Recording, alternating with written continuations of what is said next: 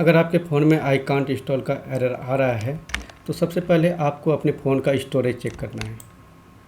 Storage check करने के लिए आपको अपने मोबाइल के सेटिंग पे जाना है।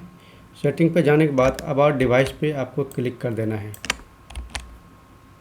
क्लिक करने के बाद आप अपने फ़ोन का स्टोरेज यहाँ से चेक कर सकते हैं। अगर आपके फ़ोन में स्टोरेज अवेलेबल नहीं है, उसके बाद भी आप एप्लीकेशन इंस्टॉल करेंगे तो भी आपके फ़ोन में आई कांट इंस्टॉल का एरर आएगा।